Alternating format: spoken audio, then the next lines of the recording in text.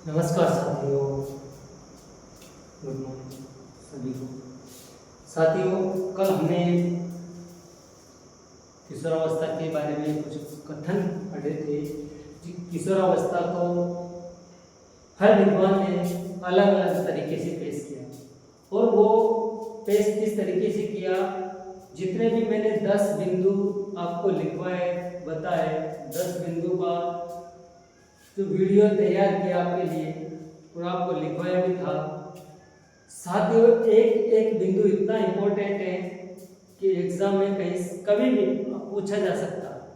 आप ये मत सोचना कि एग्जाम में नहीं आएगा। और किशोरावस्था आपको याद होना चाहिए कि 12 से 18 वर्ष की अवस्था है। किशोरावस्था के विकास के सिद्धांत जो बताए हैं, और विकास के सिद्धांत साथियों विद्वानों ने अलग अलग दिए हैं, जो इम्पोर्टेंट है, जिनको मान्यता मिले हैं। वो सिद्धांत मैं आपके लिए आपके सामने यहाँ पर है कि एग्जाम में अगर पूछ लिया जाए गलती से कि किशोरावस्था का फला सिद्धांत किसने दिया, इसके प्रवर्तक कौन है, इसके समर्थक कौन है, कुछ भी पूछा जा सकता है। तो जो इम्पोर्टेंट किशोरावस्था के सिद्धांत है वो 2 सिद्धांत है। एक है आकस्मिक विकास का सिद्धांत या त्वरित गति का सिद्धांत, या फिर दूसरा है क्रमिक विकास का सिद्धांत। पहला सिद्धांत है आकस्मिक विकास का सिद्धांत। साथ ही जैसे ही बाल्यावस्था से किशोरावस्था में प्रवेश करते हैं और बाल्यावस्था जैसे ही समाप्त होती है, तो किशोरावस्था में जैसे जैसे जाते हैं, कुछ विद्वान उसको क्रम का सिद्धांत मानते हैं और कुछ विद्वान उसको त्वरित गति का सिद्धांत मानते हैं। अब यहाँ त्वरित गति का सिद्धांत जो है, त्वरित गति का सिद्धांत आकस्मिक सिद्धांत, इसी को त्वरित गति का सिद्धांत भी कहते हैं, आकस्मिक विकास का सिद्धांत, दोनों एक ही। अब साथियों, इस सिद्धांत का सबसे पहले एडोलेसेंस एक पुस्तक है, स्टेनहोल नामक एक विद्वान, जिन्होंने अपनी पुस्तक में इस सिद्धांत का वर्णन किया। साथियों, 1904 में जब ये पुस्तक उन्होंने तैयार की थी, इस सिद्धांत का वर्णन किया, तो उन्होंने कहा कि एक व्यक्ति बालक जैसे ही किशोरावस्था में प्रवेश करता है और ये अवस्था जो हमने कल विद्वानों ने अलग अलग दिया है कि इसमें ज्वर उठ जाता है, तनाव तूफान का संघर्ष काल है, पुनरावृत्ति का काल है, शिशुअवस्था का, अलग अलग विद्वानों ने अलग अलग बताया है, सबसे कठिन काल है। तो इस अवस्था में जब बालक संपूर्ण रूप से विकसित होने शुरू हो जाता है, शारीरिक रूप से पूरा विकास लगभग हो जाता है 18 वर्ष तक, और उसका मानसिक, सामाजिक, चारित्रिक, नैतिक, संज्ञानात्मक, भावात्मक जो भी विकास होना है, संपूर्ण विकास उच्च स्तर पर होता है।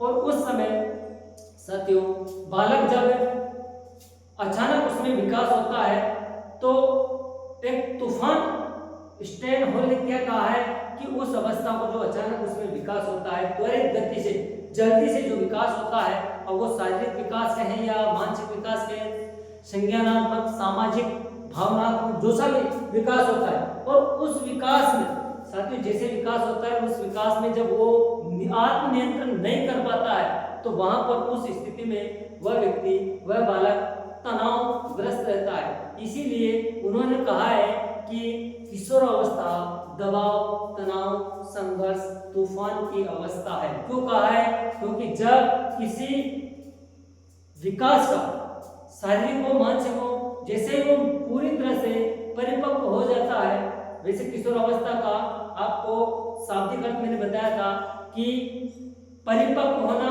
या प्रजनन क्षमता का विकास होना या विकसित होना। अब साथियों, यहाँ पर कोई सामाजिक विकास कहें, मानसिक विकास कहें या शारीरिक विकास कहें, संवेगात्मक विकास, जो भी है वो त्वरित गति से होगा, और जब त्वरित गति से होगा उस पर आत्मनियंत्रण नहीं होगा, तूफान हो जाएगा, क्योंकि उसमें विकास होगा तो तूफान अवस्था में होगा, ज्वर उच्च स्तर पर होगा, और जब उच्च स्तर पर होगा तो इस अवस्था में साथियों उसमें आत्मनियंत्रण, समायोजन का अभाव पाया जाता है, आत्म नियंत्रण का अभाव पाया जाता है, फिर वहां पर तनाव संघर्ष की स्थिति हो जाती है। इसलिए स्टेनहोल ने कहा है कि यह अवस्था तनाव संघर्ष दबाव तूफान की अवस्था है। उन्होंने कहा है अपनी इस पुस्तक में, उन्होंने विवरण किया है कौन सी स्टेनहोल ने, और स्टेनहोल की पुस्तक कौन सी थी, एडोलेसेंस। कौन सी थी, एडोलेसेंस। कब लिखी, 1904 में। अब आपसे एग्जाम में पूछा जा सकता है कि हर बिंदु आपके एग्जाम के लिए वेरी वेरी मोस्ट इंपोर्टेंट है। पहली बात तो किशोरावस्था का विकास का क्रमिक विकास, त्वरित विकास, त्वरित गति का विकास, गति का सिद्धांत, या फिर त्वरित विकास का सिद्धांत, या फिर आकस्मिक विकास का सिद्धांत के प्रवर्तक कौन है, तो आपको याद होना चाहिए स्टेनहोल। आपको याद होना चाहिए कि किशोरावस्था के त्वरित विकास का सिद्धांत, त्वरित गति का सिद्धांत या आकस्मिक विकास का सिद्धांत कौन प्रवर्तक है, स्टेनहोल ने आकस्मिक विकास का सिद्धांत कब दिया, 1904 में। कहां दिया, अपनी पुस्तक एडोलेसेंस। एडोलेसेंस पुस्तक आपको याद होना चाहिए, यह पुस्तक किस विद्वान की, किस मनोवैज्ञानिक की है, तो साथियों एडोलेसेंस पुस्तक स्टेनहोल की 1904 में। उन्होंने इस पुस्तक में त्वरित गति विकास का सिद्धांत, आकस्मिक विकास का सिद्धांत दिया। उन्होंने क्या कहा है कि इस अवस्था में बालक में सामाजिक मानसिक सभी प्रकार के विकास होते हैं, लेकिन जब तूफान की अवस्था में होता है, वो आत्मनियंत्रण नहीं कर पाता है, तो वहां पर दबाव और संघर्ष तनाव में बालक पाया जाता है। इसलिए उन्होंने दबाव तनाव तूफान संघर्ष की अवस्था किशोरावस्था पाया। दूसरा सिद्धांत की बात करते हैं साथियों, क्रमिक विकास का सिद्धांत। अब क्रमिक विकास के सिद्धांत के समर्थक थे, प्रवर्तक थे किंग, थॉर्नडाइक, इन्होंने समर्थन किया। किंग ने भी कहा है, थॉर्नडाइक ने कहा है, होलिंगवर्थ ने भी कहा है। अब साथियों क्रमिक विकास का सिद्धांत क्या है कि क्रमिक विकास जैसे ही बाल्यावस्था में बालक में नैतिक विकास, सामाजिक विकास, चारित्रिक विकास, भावनात्मक विकास, संवेगात्मक विकास धीरे धीरे बढ़ता है, लेकिन जैसे ही किशोरावस्था में पहुंचता है, किशोरावस्था में परिपक्व होने लग जाते हैं, सभी विकास उच्च स्तर पर होते हैं और किशोरावस्था जाते जाते उसका संपूर्ण विकास हो जाता है। शारीरिक विकास कहे, मानसिक विकास कहे, संज्ञानात्मक विकास कहे, सामाजिक विकास कर सकते हैं, नैतिक विकास कर सकते हैं, सभी विकास उसके हो जाते हैं। और इस अवस्था में साथियों वो सभी विकास एक बाल्यावस्था से जैसे ही किशोरावस्था में जाता है, धीरे धीरे क्रमिक क्रमवार एक क्रम के हिसाब से वो सिद्धांत किशोरावस्था में पूर्ण परिपक्व होते हैं और वो क्रम का ही पालन करते हुए उस अवस्था में पहुंचते हैं। अब साथियों किशोरावस्था शारीरिक, मानसिक, भावनात्मक और सामाजिक परिवर्तन एक विकास क्रम का पालन करते हुए किशोरावस्था में पूर्ण रूप से अपने उच्च स्तर पर होते हैं, पूरा विकास हो जाता है। अब एक विद्वान थे जिन्होंने किशोरावस्था में जो विकास है उसका, किशोरावस्था कहे कोई सी व्यवस्था कहे, एक व्यक्ति, एक बालक जैसे जैसे आगे बढ़ता है, उसके विकास की बात कर रहे हैं, जैसे जैसे बालक आगे बढ़ता है तो उसमें बाल्यावस्था, शिशुअवस्था में उसने क्या सीखा, बाल्यावस्था में जाकर वो क्या सीख रहा है और कितना सीख गया, लेकिन जब किशोरावस्था में जाएगा तो धीरे धीरे पूरी तरह से परिपक्व हो जाएगा, उसका पूर्ण विकास हो जाएगा, उच्च स्तर पर होगा। अब साथियों कहा जाता है कि जैसे एक ऋतु के आगमन से और एक जो वर्तमान में ऋतु चल रही है, मान लीजिए शरद ऋतु चल रही है, शीत ऋतु चल रही है, बरसात, गर्मी, जो भी, एक ऋतु के आगमन से और एक ऋतु के जाने या समाप्त होने, जैसे ही सर्दी समाप्त होगी, हल्की हल्की गर्मी पड़ना शुरू होगी, और जैसे ही गर्मी आएगी उससे पहले सर्दी में गर्मी के थोड़े थोड़े लक्षण दिखाई देंगे, बरसात आएगी तो गर्मी में थोड़े थोड़े बरसात के लक्षण दिखाई देते हैं। इसी तरह किसी विद्वान ने कहा है कि जिस प्रकार एक ऋतु का आगमन दूसरी ऋतु के अंत में यानी कि अगर कोई ऋतु आ रही है, सर्दी ऋतु आ रही है, तो साथियों बरसात का जो मौसम है वो उसके अंत में होता है। बरसात के अंत में दूसरी ऋतु का आगमन होगा। और जैसे ही पहली ऋतु में ही दूसरी ऋतु के आगमन के चिन्ह दिखाई देने लगते हैं।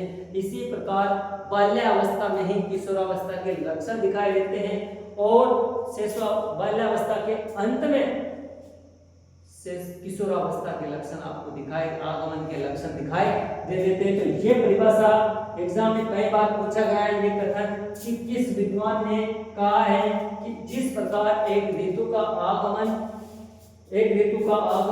दूसरी ऋतु के अंत में होता है, पर जिस प्रकार पहले ऋतु में ही दूसरी ऋतु के आगमन के चिन्ह दिखाई देने लगते हैं, क्या देने लगते हैं? चिन्ह दिखाई देने लगते हैं। उसी प्रकार बाल्यावस्था एवं किशोरावस्था एक दूसरे से संबंधित रहते हैं, क्योंकि जैसे ही बाल्यावस्था खत्म होने लगती है, 11 वर्ष का बालक होता है, 12 वर्ष का बालक होता है, उसमें किशोरावस्था के लक्षण नजर आने लग जाते हैं। और जैसे ही किशोरावस्था आती है, बाल्यावस्था के लक्षण खत्म हो जाते हैं। तो साथियों ये थे किशोरावस्था में विकास के सिद्धांत। किशोरावस्था में विकास के सिद्धांत, दो विकास के सिद्धांत है। एक त्वरित विकास का सिद्धांत जिसे आकस्मिक विकास का सिद्धांत कह सकते हैं। इस सिद्धांत का प्रवर्तक स्टेफन हॉल है। उन्होंने 1904 में अपनी पुस्तक एडोलेसेंस में इसका वर्णन किया है। उन्होंने कहा है कि बालक जैसे ही बाल्यावस्था से किशोरावस्था में जाता है, उसमें तूफान सा रहता है, हर कार्य में परिपक्व हो जाता है और तूफान सा रहता है। लेकिन जब उस तूफान पे आत्मनियंत्रण नहीं होता है तो वो तनाव, संघर्ष और दबाव में आ जाता है। इसलिए उन्होंने कहा है कि इस अवस्था को उन्होंने कहा है कि किशोरावस्था तनाव, दबाव, संघर्ष, तूफान की अवस्था होती है। दूसरा सिद्धांत है साथियों क्रमिक विकास का सिद्धांत। इस सिद्धांत के प्रवर्तक किंग, थॉर्नडाइक और होलिंगबर्ग तीनों ने इसका समर्थन किया है। किंग ने कहा है कि जिस प्रकार एक ऋतु के आगमन पर दूसरे ऋतु के अंत में होता है, यानी कि एक ऋतु खत्म होगी, अंत होगा, तब दूसरी ऋतु आएगी। पर जिस प्रकार पहले ऋतु में दूसरी ऋतु के आगमन के चिन्ह दिखाई देने लग जाते हैं, उसी प्रकार बाल्यावस्था और किशोरावस्था एक दूसरे के संबंधित है। यानी कि बाल्यावस्था के समाप्त होने पर किशोरावस्था के आगमन के लक्षण दिखाई देते हैं। तो साथियों कभी भी पूछा जा सकता है कि त्वरित विकास का सिद्धांत कौन सा नहीं है। 4 ऑप्शन रख दिए जाएंगे आपको और उसमें पूछ लिया जाएगा कि किशोरावस्था के विकास का सिद्धांत कौन सा है या कौन सा नहीं है। अगर दोनों ऑप्शन में है तो आपको आंसर दोनों, अगर ऑप्शन में ये और ये दोनों नाम नहीं आएंगे, एक आएगा त्वरित विकास का सिद्धांत या आकस्मिक विकास का सिद्धांत। अगर पूछा जाए त्वरित आकस्मिक विकास का सिद्धांत किसने दिया? स्टेफन हॉल ने 1904 में एडोलेसेंस अपनी पुस्तक में। और साथ में क्रमिक विकास का सिद्धांत की बात की जाए तो क्रमिक विकास का सिद्धांत किंग, थॉर्नडाइक और होलिंगबर्ग से संबंधित है। अगर आपसे पूछा जाए कि क्रमिक विकास के सिद्धांत से संबंधित कौन सा विद्वान है या नहीं है, तो आपको तीनों याद रखने हैं। और आपको ये भी पूछ लिया जाए कि जिस प्रकार एक ऋतु के आगमन दूसरी ऋतु के अंत में होता है, और पर जिस प्रकार पहले ऋतु में ही दूसरी ऋतु के आगमन के चिन्ह दिखाई देने लग जाते हैं, उसी प्रकार एक बाल्यावस्था में एवं किशोरावस्था एक दूसरे के संबंधित होते हैं। यह कथन किसका है? तो आपको याद रखना चाहिए किंग महोदय आपको याद होना चाहिए। तो साथियों आज के लिए इतना ही। धन्यवाद। जय हिंद, जय भारत।